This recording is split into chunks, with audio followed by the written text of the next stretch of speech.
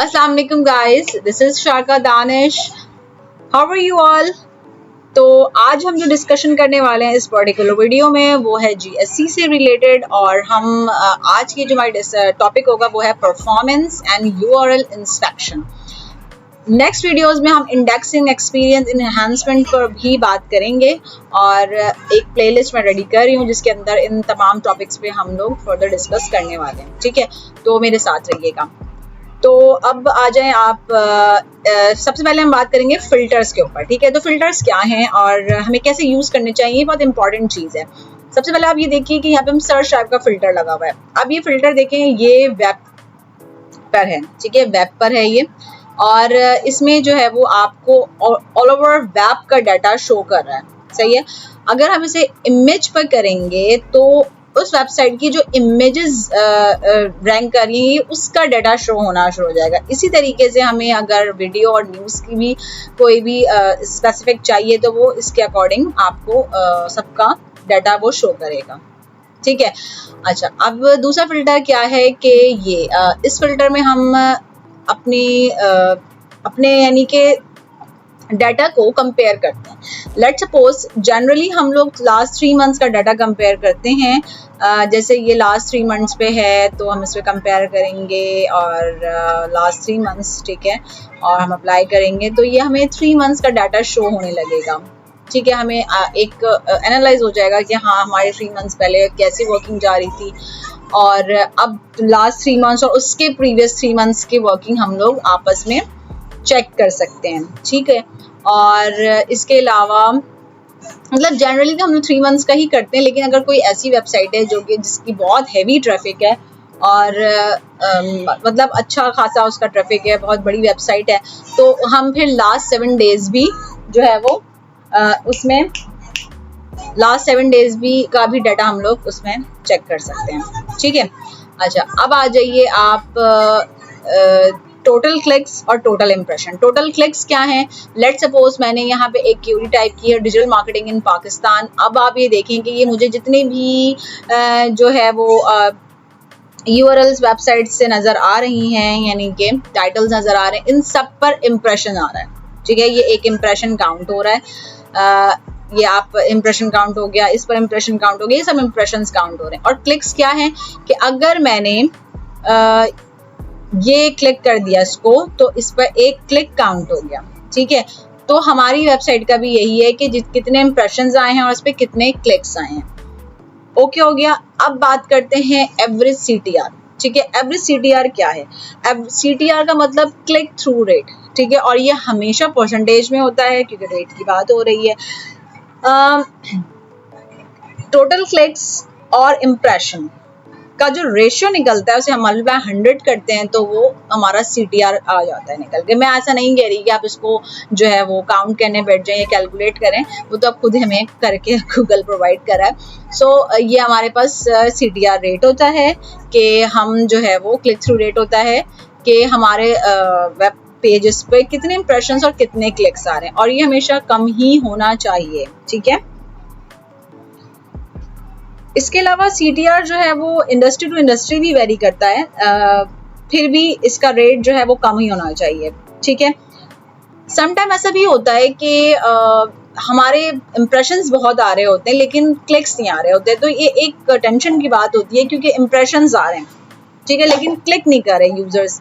क्या वजह है? इसकी वजह ये हो सकती है कि हम जो है वो हमारा टाइटल कैची नहीं है। ठीक है, कि इम्प्रेशंस आ रहे हैं लेकिन यूजर का दिल नहीं कर रहा, या वो उसके कीवर्ड्स के अकॉर्डिंग हमने उसका टाइटल नहीं रखा हुआ कि वो उसको क्लिक करें। मतलब हमारा यूजर का इंटेंट जो है ना वो पूरा नहीं हो रहा, तो वो क्लिक नहीं कर रहा। ऑफ कोर्स आपने जो सर्च किया और उसको टाइटल में वही चीजें नजर आ गई, यानी यूजर को वही चीजें नजर आ गई जो उसने सर्च किए, ऑफ कोर्स तो वो उसको क्लिक कर देगा। ठीक है, तो अगर हमारा टाइटल अच्छा इंगेजिंग और कैची नहीं है तो ऑब्वियसली हमारा क्लिक रेट कम हो जाएगा। ठीक है, ये एक बड़ा एक अलमिया है। ठीक है, तो इसके बाद है एवरेज पोजीशन। एवरेज पोजीशन क्या है? एवरेज पोजीशन ये है कि लेट्स सपोज हमारी वेबसाइट का कोई पेज किसी ने क्यूरी की तो कोई पेज 10th नंबर पर रैंक कर रहा है, कोई फर्स्ट नंबर पर रैंक कर रहा है, कोई 5th नंबर पर रैंक कर रहा है, मतलब डिफरेंट उस पर रैंक कर रहे हैं। अभी मतलब जितने भी पेजेस है उसकी मैं आपको बात कर रही हूँ। तो उन सभी पेजेस का वो एवरेज निकाल कर आपके पास एवरेज पोजीशन दे देता है कि भाई आप इस एवरेज पोजीशन पे। और हम ये किसकी बात कर रहे हैं, हम ये इस पर्टिकुलर प्रॉपर्टी की बात कर रहे हैं, यानी कि हम उस पर्टिकुलर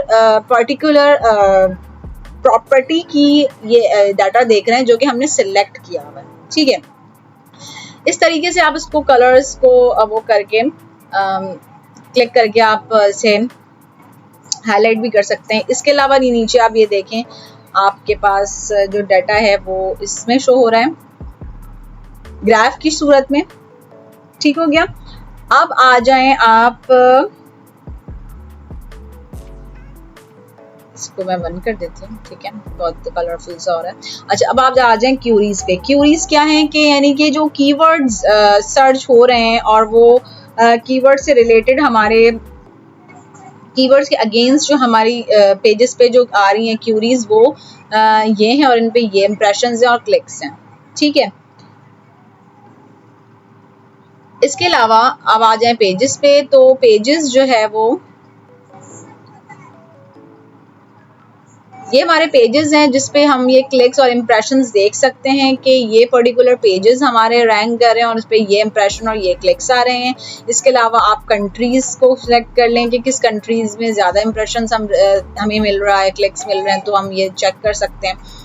पाकिस्तान हो गया, यूएसए हो गया, जो भी कंट्री है वहाँ से इस तरह आप उसका डेटा डिवाइसेस में आप देख लें कि कौन सा डिवाइस हमारा ज़्यादा अच्छा वर्क कर रहा है। ऑफ कोर्स आजकल मोबाइल का दौर है, तो मोबाइल फ्रेंडली हमारी पूरी वेबसाइट होनी चाहिए, हर पेज होना चाहिए।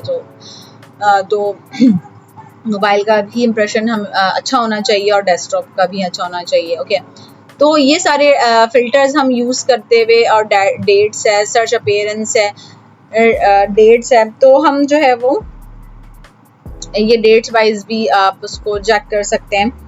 ठीक है, इसके अलावा ये आपका परफॉर्मेंस आप इस तरह से अपने वेबसाइट की चेक कर सकते हैं। इसके अलावा मैं यूआरएल इंस्पेक्शन की बात करूं तो यूआरएल इंस्पेक्शन में ये होता है कि कोई स्पेसिफिक यूआरएल हमें जो है वो चेक करना है। जैसे लेट सपोज मेरी वेबसाइट है, मैंने वेबसाइट का जैसे मैंने यहाँ पे पेजेस किए हैं, ये मैंने एक यूआरएल पिक किया और उसको चेक करके देखते हैं कि उसकी क्या उसका हमारे सामने रिस्पॉन्स है। तो आप ये देखें कि ये यूआरएल इज ऑन गूगल है, यानी कि पेज इंडेक्स हुआ है, सब एवरीथिंग इज ओके, ग्रीन है। समटाइम यहाँ पर लिखा हुआ होता है, ये पेज क्रॉल्ड भी है और इंडेक्स भी है। समटाइम यहाँ लिखा होता है URL is not on Google, यानी कि वो इंडेक्स नहीं हुआ होता। तो हम यहाँ पर रिक्वेस्ट इंडेक्सिंग उसको सेंड कर सकते हैं और मतलब हम इसको रिक्वेस्ट इंडेक्सिंग मैनुअली कर दें तो वो इंडेक्स हो जाता है। सही है। इसके अलावा ये आप देखें व्यू क्रॉल्ड पेज, यानी कि जो गूगल के बॉट्स हैं उनको हमारा पेज किस तरह से दिख रहा है, ये इस तरह हमें हमारे पेज के HTML उस फॉर्म में दिख रहा है। हम इसका स्क्रीनशॉट भी ले सकते हैं। और इसके अलावा ये कंटेंट टाइप आ गया, HTTP रिस्पॉन्स 200 ओके है, पेज रिसोर्स आ गया।